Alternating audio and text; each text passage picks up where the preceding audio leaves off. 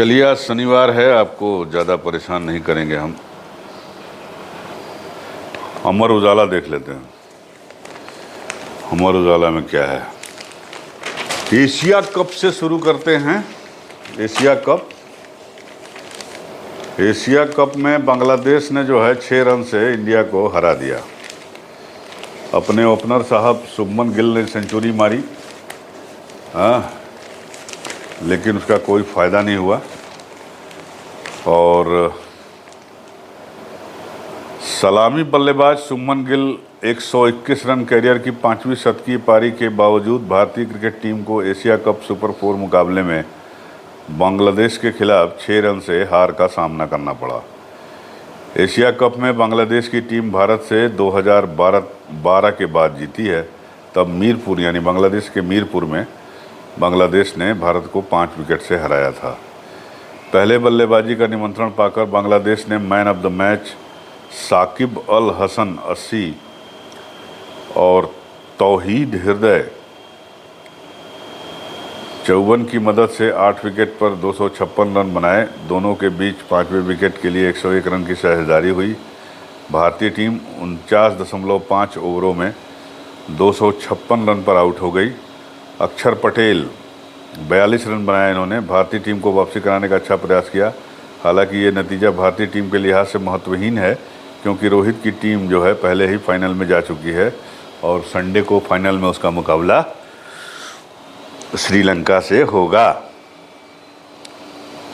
लेकिन फिर भी बांग्लादेश से हार गए। अब देखिए, रोहित जो है 2 ही रन बनाए, गिल जो है, रोहित 0 पे आउट हुए अपने कैप्टन साहब। गिल साहब ने 121 रन बनाया।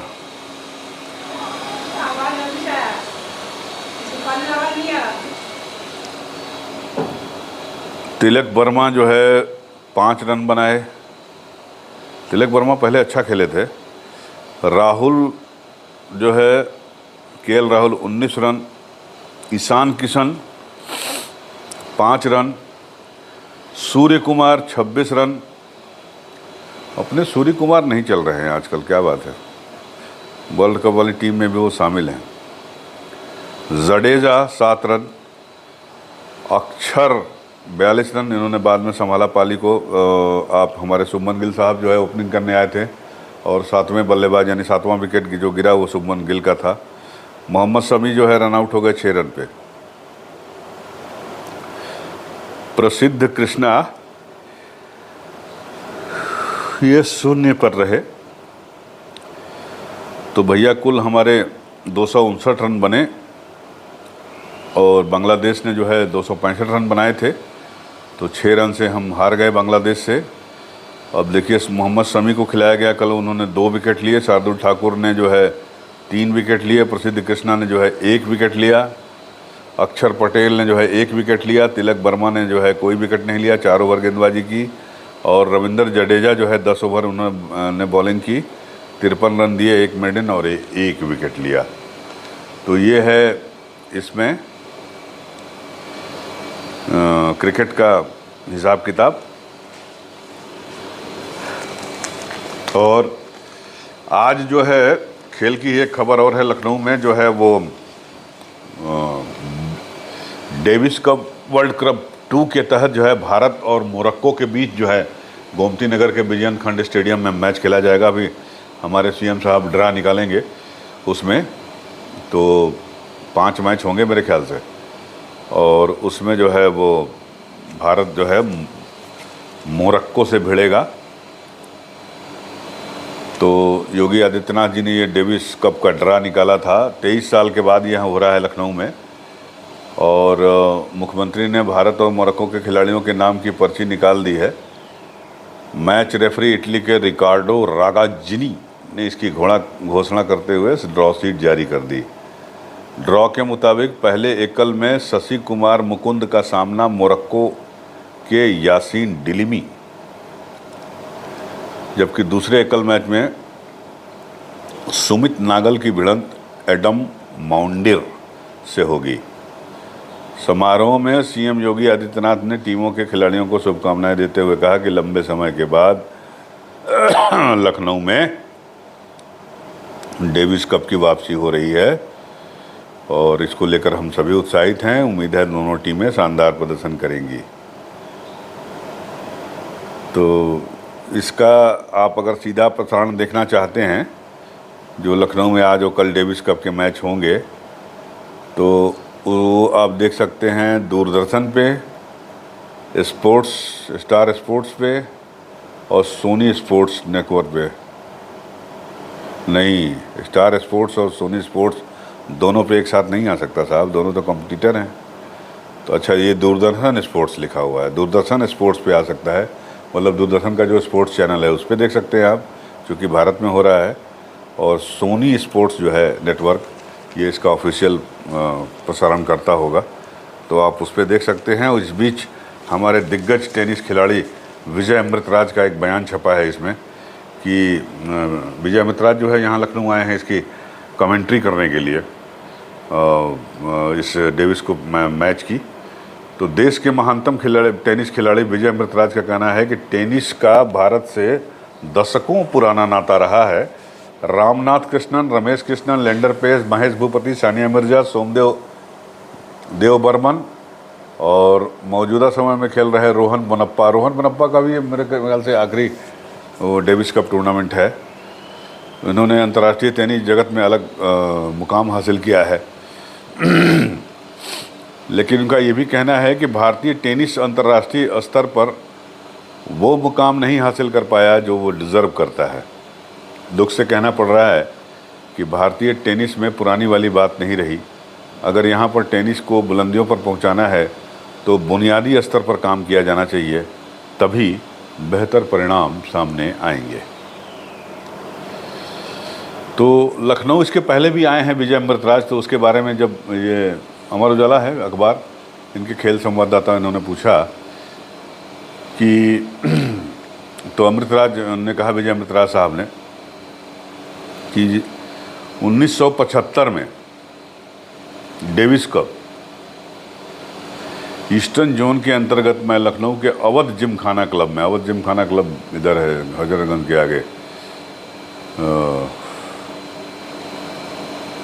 न्यूजीलैंड के खिलाफ सेमीफाइनल मैच खेलने आया था। उस वक्त यहाँ से के लोगों से मिले प्यार से अभिभूत हो गया। हालांकि हमारी टीम का मुकाबला 1-3 से गंवा बैठी थी, लेकिन हमको दर्शकों का भरपूर सपोर्ट मिला। आज लखनऊ में काफ़ी कुछ बदल गया है, यहाँ टेनिस की सुविधाएं भी बढ़ गई हैं। मुझे पूरा विश्वास है कि भारत और मोरक्को के बीच होने वाली डेविस कप टाई में मेज़बान टीम को समर्थन मिलेगा। अगर यह मुकाबला भारत आसानी से जीतता है तो कोई हैरानी नहीं होगी। भारतीय टीम को अच्छे प्रदर्शन के लिए शुभकामनाएं। अब हमारे विजय अमृतराज साहब इस साल दिसंबर में 70 साल के हो जाएंगे। इनको खेलते देख के मैं बड़ा हुआ हूँ, इनकी फ़ोटो देख के मैं बड़ा हुआ हूँ। वो इन्हीं के नाम से जो है मैं टेनिस, इनके नाम और आनंद अमृतराज, रमेश कृष्णन के नाम सुन के बड़ा हुआ। तो 70 साल के हो गए अपने विजय अमृतराज साहब। 6 फीट 4 इंच लंबे विजय अमृतराज का 70 के दशक में जादू सिर चढ़कर बोलता था। सिंगल्स के अलावा उन्होंने आनंद अमृतराज के साथ युगल में भी अंतर्राष्ट्रीय स्तर पर तमाम उपलब्धियां हासिल की हैं। वे एकल में विंबलडन और अमेरिकी ओपन में 2 बार क्वार्टर फाइनल तक पहुंचे हैं। वाह। जबकि युगल में उन्होंने साल 1976 में विंबलडन के सेमीफाइनल तक का सफ़र तय किया। उस वक्त उन्होंने यान कोडेस और केन रोजवेल जैसे दिग्गज खिलाड़ियों को मात दी थी। वर्ष 1981 विंबलडन में उन्होंने दिग्गज जिमी कॉर्नस को कड़ी टक्कर दी थी, लेकिन 5 सेटों तक चले संघर्ष में उन्हें हार का सामना करना पड़ा। अमृतराज का एक और ऐतिहासिक मुकाबला 1979 में स्टार खिलाड़ी ब्योनबर्ग मेरे फेवरेट खिलाड़ियों में से एक है। मैं 81, 82, 83 में मैं उनको बड़ा खेलते हुए देखता था, उनको, मार्टिना नवरातिलोवा को। बाद में स्टेफी ग्राफ और गैब्रिएला सबातिनी आई, लेकिन ब्योनबर्ग जो है वो मेरे महानतम खिलाड़ियों में से एक माने जाते हैं टेनिस के। तो 1979 में स्टार खिलाड़ी ब्योनबर्ग से उनका मुकाबला हुआ था और इसमें अमृतराज जीते रह गए थे स्टेमिना अधिक होने के कारण बोर्ग ने मुकाबला जीत लिया था। ऐसे तमाम मुकाबलों में अपने जुझारू प्रदर्शन के लिए विजय अमृतराज दुनिया भर में चहेते हो गए थे। तो ये है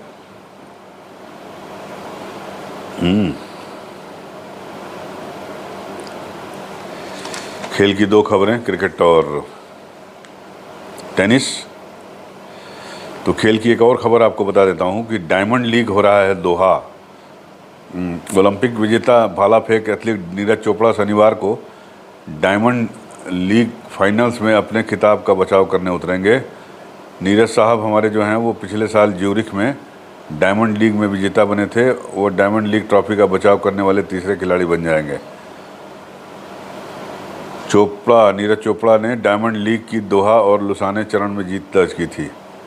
चोपड़ा का सर्वश्रेष्ठ प्रदर्शन 89.94 मीटर है। 90 मीटर फेंक दीजिए चोपड़ा साहब, आपका भी तो लक्ष्य है 90 मीटर फेंकने का। तो 90 मीटर भाला फेंक दीजिए। अब देखिए कितना दूर तक भाला फेंकते हैं। आज अपने नीरज चोपड़ा साहब वर्ल्ड चैम्पियन हैं। तो अब वहाँ से हम लोग पहुँचते हैं वहाँ। हम ज़रा कश्मीर चलते हैं। शुरू में मेरे कुछ जो है ऑडियो में प्रॉब्लम आ गई थी, इसलिए मैं इसको एक्सटेंड कर रहा हूँ। अनंतनाग की खबर आपको दोबारा बता रहा हूँ। आपको पता ही है कि बुधवार को जो है आतंकवादियों से मुठभेड़ में अनंतनाग में हमारे 3 जो है ऑफिसर शहीद हो गए थे, जिसमें से 2 सेना के और एक पुलिस के, जम्मू कश्मीर पुलिस के।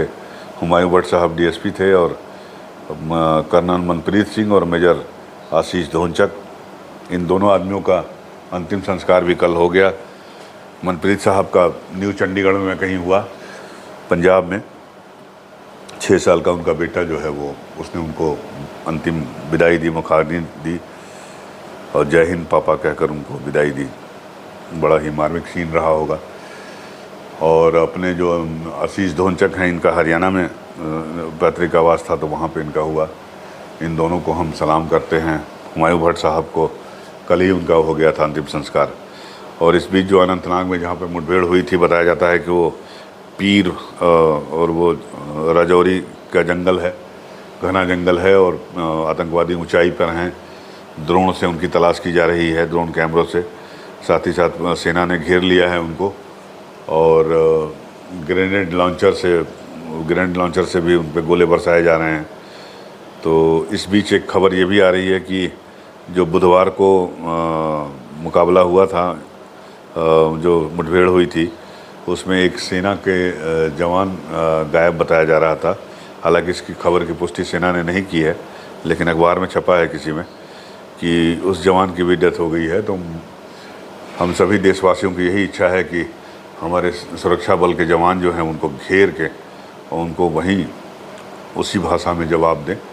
और उम्मीद है कि आज ये काम हो जाना चाहिए। तो मुठभेड़ जारी है वहाँ पे।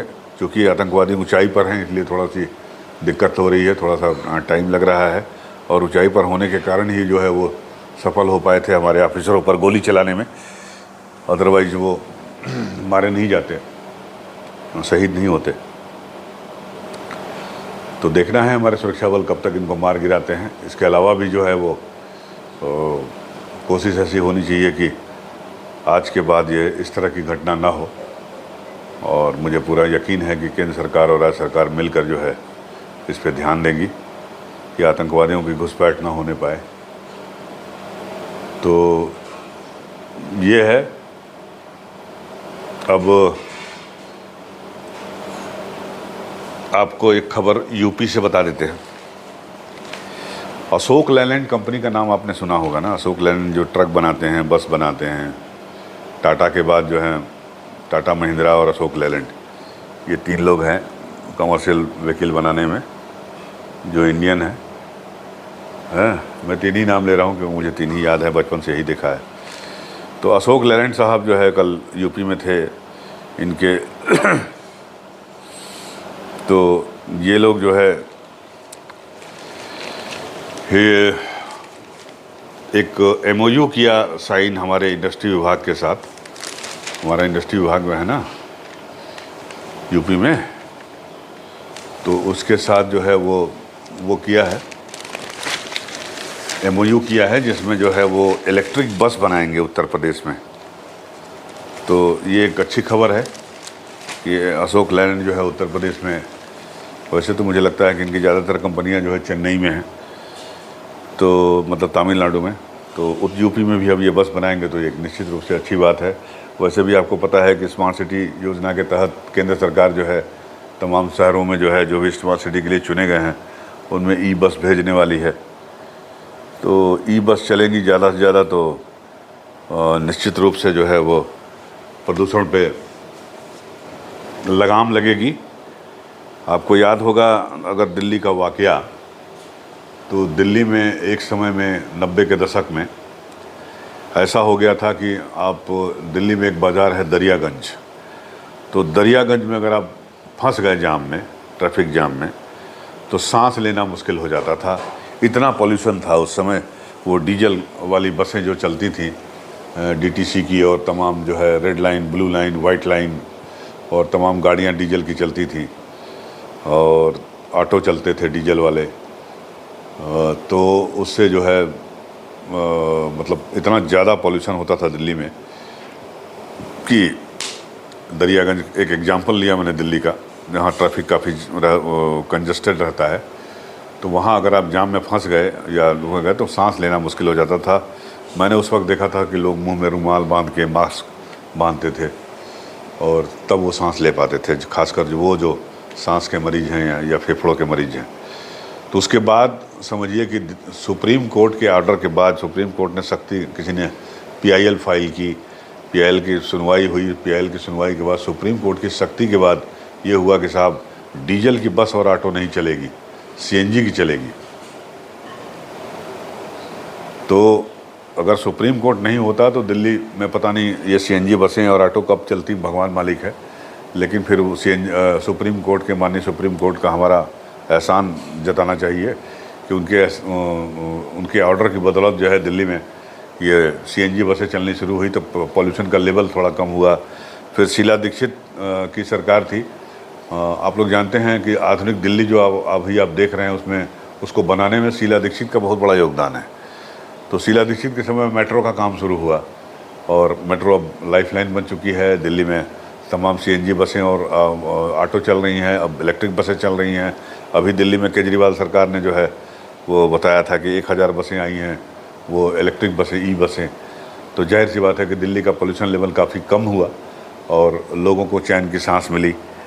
तो मैं उम्मीद करता हूं कि यूपी में भी या लखनऊ में भी या बड़े शहरों में जो है वो स्मार्ट सिटी के तहत जो ई बसें मिलने जा रही हैं, तो उससे, और ख़ुद भी स्टेट गवर्नमेंट जितनी है, मैं अपने उत्तर प्रदेश की बात कर रहा हूँ, लखनऊ की बात कर रहा हूँ, तो लखनऊ में ई बसें चलनी शुरू हो गई है। हमारे यहाँ योगी जी ने पहले से ही ई बसें चलानी शुरू कर दी है।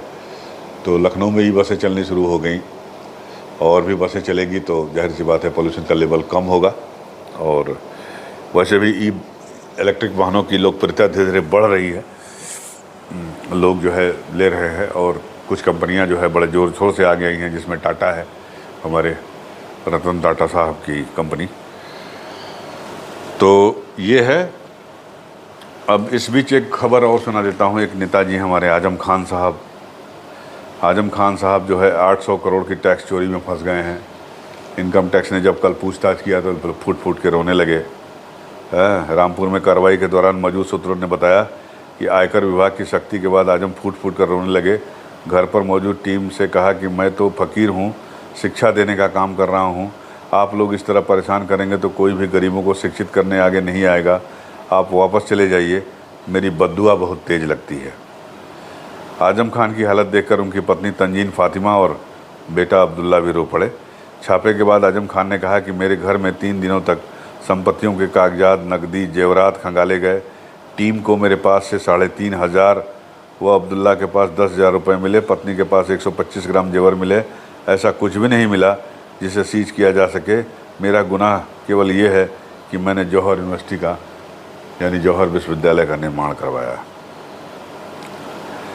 तो अब इनकम टैक्स का क्या कहना है ये भी सुन लीजिए कि सपा नेता आजम खान और उनके कर्मियों के ठिकानों पर बीते 3 दिनों से जारी आयकर विभाग के छापों में बड़ा खुलासा हुआ है। पता चला है कि आजम खान आजम ने जौहर ट्रस्ट के जरिए करीब 800 करोड़ की रुपए की टैक्स चोरी की है। रामपुर में जौहर ट्रस्ट के द्वारा मौलाना जौहर अली जौहर विश्वविद्यालय के निर्माण में अनियमितताएं करके टैक्स चोरी को अंजाम दिया गया। आजम ने जौहर विश्वविद्यालय के निर्माण में 40 करोड़ रुपए खर्च होने का दावा किया, जो जांच में गलत पाया। विभाग ने जब विश्वविद्यालय के भवनों का इंजीनियरों से मूल्यांकन कराया तो इसकी लागत 1000 करोड़ रुपए से अधिक मिली। भूमि खरीद के पड़ताल के बाद टैक्स चोरी का आंकड़ा और भी बढ़ सकता है। आजम और ट्रस्ट के पदाधिकारी निर्माण कार्य में हुए खर्च का ब्यौरा भी नहीं प्रस्तुत कर सके हैं। सप्लायरों को, ठेकेदारों को बिना टीडीएस काटे भुगतान कर दिया गया, उनके नाम तक नहीं बता पाए वो लोग। शुक्रवार की शाम तक सभी जगह छापे की कार्रवाई समाप्त हो गई।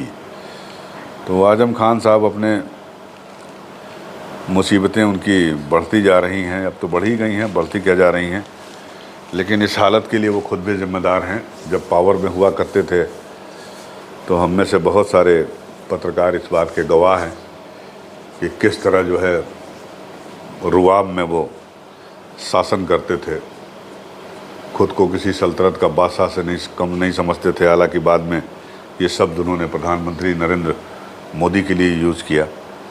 लेकिन मैं भी देखा हूँ कि आजम खान साहब भी जो है, जो कह दिया सो कह दिया। मुलायम सिंह नेताजी के अलावा किसी की बात नहीं सुनते थे वो।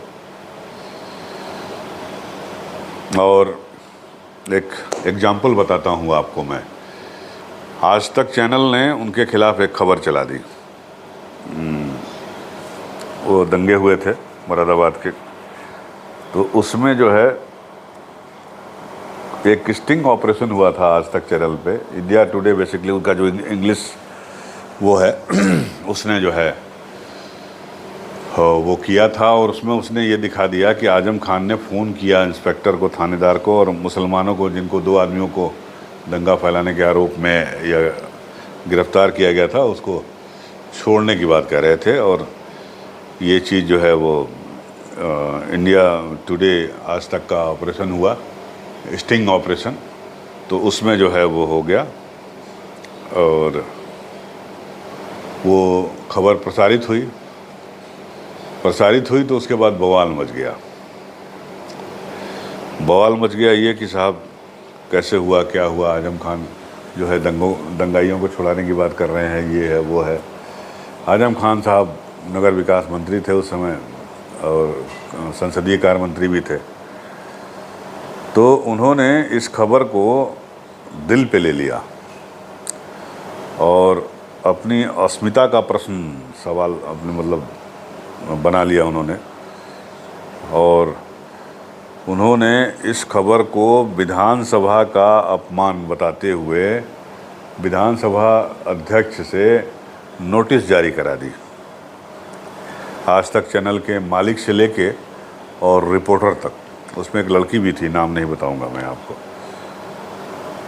और फिर शुरू हो गया साहब पूछताछ का सिलसिला, पेशी का सिलसिला। दिल्ली से आज तक के लोग आते थे, यहाँ पेशी होती थी, पूछताछ होती थी। पूछताछ में आजम खान ने एक कमेटी बनाई, उस कमेटी में जो है वो विधानसभा से पास करा के, उसमें बीजेपी ने वॉकआउट किया था, तब वो उसमें नहीं शामिल थी।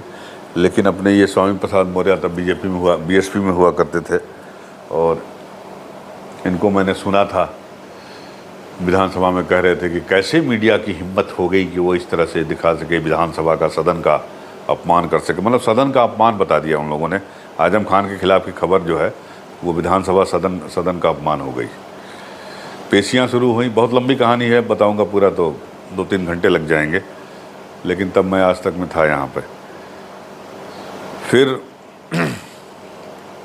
कमेटी के सदस्यों, एक कमेटी बने, उन्होंने 6 या 7 सदस्य लोगों की कमेटी थी। उसमें बीएसपी के लोग थे, समाजवादी पार्टी के तो थे ही थे, कानपुर के एक विधायक हैं, लाला जी हैं, वो थे, और भी पार्टियों के थे। तो ये लोग बुलाते थे, वहाँ दिल्ली से लोग आते थे, पूछताछ होती थी, दिन भर चलती थी। सुबह आ गए, शाम 7 बजे तक पूछताछ हो रही है। धीरे धीरे उन्होंने शिकंजा कसना शुरू किया, और आजम खान जो रिपोर्ट चाहते थे जिस तरह की, वो उस तरह की रिपोर्ट जो है कमेटी ने बनाई, और हुआ कि साहब विधानसभा में अदालत लगेगी और सबको बुलाया जाएगा। उसमें टीवी टुडे के मालिक, मतलब इंडिया टुडे ग्रुप के मालिक अरुण पुरी साहब को भी बुलाया जाएगा, सब कुछ। तो एक दिन ऐसे ही पेशी में लोग आए थे और हुआ कि नेताजी से एक बार मिल लिया जाए, क्योंकि हमारे संपादक साहब जो है वो नहीं चाहते थे कि हमारे मालिक अरुण पुरी साहब का नाम उसमें आए। तो मैंने फ़ोन किया नेताजी के आवास पे, तब ये विक्रमादित्य मार्ग पे लखनऊ में उनका आवास था सरकारी। तो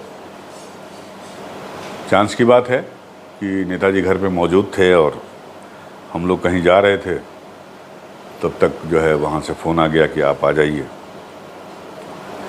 तो नेताजी बहुत सम्मान करते थे, मैं नेताजी का बहुत सम्मान करता हूँ। नेताजी जैसा नेता होना बहुत मुश्किल है, उनकी जैसी शख्सियत होना बहुत मुश्किल है। सबका ख्याल रखते थे वो, चाहे पत्रकार हो, डॉक्टर हो, बीमार हो, नेता हो, परेता हो, अफसर हो, किसी पे हो, जिसका साथ पकड़ लिया उसको वो छोड़ते नहीं थे, हमेशा साथ देते थे। तो खैर वो अलग कहानी है। तो हम लोग गए भाई वहाँ, हम थे, हमारी पूरी टीम दिल्ली से आई हुई थी, वो गई। चांस की बात है कि विधानसभा अध्यक्ष भी थे उस समय वहाँ पे, माता प्रसाद जी। तो पूरी बात बताई गई, सब कुछ हुआ। नेताजी को सुनने में थोड़ी सी दिक्कत होती थी, लेकिन फिर भी उन्होंने पूरी बात सुनी। हमको समय दिया, घंटे भर से भी ज़्यादा समय दिया। हम लोगों ने बताया और उनसे ये कहा, तब उन्होंने जो है वहाँ पर माता प्रसाद दीक्षित जी से कहा कि भाई हमारे पुरी साहब से बड़े पुराने संबंध हैं और उनकी वाइफ से भी है, तो पुरी साहब का नाम इसमें नहीं रखा जाए और जो भी इसमें सही हो सकता है आजम खान से कहो कि वो सही करे। तो ये थे हमारे नेताजी। और विधानसभा अध्यक्ष चूँकि मौके पर जब चीज़ें अच्छी होनी होती हैं तो सब कुछ ठीक हो जाता है। विधानसभा अध्यक्ष भी वहाँ मौके पर मौजूद थे, तो उनसे जो है फिर अखिलेश यादव भी आ गए, अखिलेश भैया, तो उनसे भी मुलाकात हुई, बातचीत हुई। और इस तरह से जो है वो कमेटी जो इंडिया टुडे ग्रुप के मालिक को भी विधानसभा में कटघरे के पीछे खड़ा करना चाहती थी, उसको भी उससे उन्होंने नाम निकलवाया। बाद में जब लिस्ट आई तो उस लिस्ट में जो है उनका नाम नहीं था, अरुण पुरी साहब का था, नहीं था, लेकिन बाकी आज तक के जितने दिग्गज और वो लोग थे सबका नाम था। और हुआ कि भाई अब इनकी पेशी होगी और इनको सज़ा सुनाई जाएगी, विधानसभा में अदालत लगेगी। खैर उसके बाद आज तक की टीम जो है वो, मतलब कंपनी जो है वो गई सुप्रीम कोर्ट, सर्वोच्च न्यायालय में। और जिस दिन सुनवाई थी सर्वोच्च न्यायालय में, उस दिन भी पेशी थी यहाँ पर। और उसी दिन संभवतः जो है वो कटघरा वगैरह सब बन के तैयार हो गया था, आजम खान ने तैयार करा लिया था कि इनको खड़ा करना है कटघरे में और उसके बाद जेल भेजना है। जेल नहीं भी भेजेंगे तो वहीं विधानसभा में ही जेल बनाई गई थी। 24 घंटे, कम से कम 24 घंटे की कैद इनको मिलती और मैसेज पूरे देश में जाता। लेकिन सुप्रीम कोर्ट ने कहा, मतलब सुप्रीम कोर्ट से राहत मिल गई हम लोगों को, और सुप्रीम कोर्ट ने कहा कि अगर किसी मंत्री या नेता के खिलाफ अगर कोई टिप्पणी हुई या कोई खबर चली तो वो सदन का अपमान कैसे हो सकता है। तो इस तरह से जो है जान बची, समझिए एक तरह से। और आपको ये भी बताऊं मैं कि सब लोग आ गए थे यहाँ पे, पेशी थी, लेकिन सब लोग एयरपोर्ट पे आ गए थे और इंतज़ार कर रहे थे सुप्रीम कोर्ट के निर्णय का। 12 बजे के बाद निर्णय आया, तब जाके जान में जान आई। फिर हम लोगों ने खाना खाया पिया और फिर उसके बाद वो लोग शाम की फ़्लाइट से वापस गए। तो ये हैं आजम खान साहब, जो दूसरों को भले कुछ कहें लेकिन खुद भी जब पूरी सत्ता में थे तो मतलब किसी शहंशाह से कम व्यवहार नहीं करते थे, किसी को कुछ समझते नहीं थे और सब कुछ अपने जूते की नोक पे रखना चाहते थे। तो एक छोटा सा किस्सा है, मतलब आज तक कितना बड़ा संस्थान है आप समझ सकते हैं, और उसको उन्होंने चाहा कि अपनी जूते के नीचे मसल के रख दूं, संस्थान को भी और उनके पदाधिकारियों को भी। नाम नहीं लूँगा मैं किसी का, लेकिन मैं पूरा गवाह हूँ इस पूरे प्रकरण का, और आजम खान के शख्सियत के इस पहलू का मैं गवाह हूँ। तो आप समझ सकते हैं कि आजम खान कैसे शख्सियत थे। आज जब उनके ऊपर ऐसी आ रही है, उनके सारे कर्मों में एक बात मैं ये भी कहूँगा कि बीजेपी ने कभी उनका साथ नहीं दिया। अपने मेरठ वाले नेताजी थे, उस समय अध्यक्ष हुआ करते थे लक्ष्मीकांत वाजपेयी जी, उन्होंने कई बार हमसे कहा कि नहीं नहीं आप चिंता मत करिए, हम बिल्कुल सपोर्ट नहीं करेंगे। तो ये था। लेकिन ये बीएसपी और बीएसपी वालों ने तो बिल्कुल मतलब इनका तो चेहरा देख के मुझे हैरानी होती थी कि मुंह पे कैसे बोलते हैं और सदन में कैसे बोलते हैं। तो एक पहलू है आजम खान की शख्सियत का जिससे मैंने आपको रूबरू कराया और जिसका मैं गवाह हूँ। मेरे साथ कई लोग अभी भी जो आज तक में हैं वो लोग गवाह हैं इसके। तो आज जब अपने पे आई, अपनी सल्तनत बिखर गई या बिखर रही है, बिखर ही चुकी है लगभग, तो बड़ा रुलाई आ रही है। और जब खुद शहंशाह थे हैं तो किसी को कुछ समझते नहीं थे। तो शेर को जब सवा शेर मिलता है तभी उसे अपनी औकात समझ में आती है। यही इस कहानी का लुब-ए-लुआब है। अब बस इतना ही। मिलते हैं फिर आपसे अगले वीडियो में। हमारे चैनल को प्लीज़ लाइक और सब्सक्राइब करते रहिए, आपसे यही गुजारिश है। नमस्कार।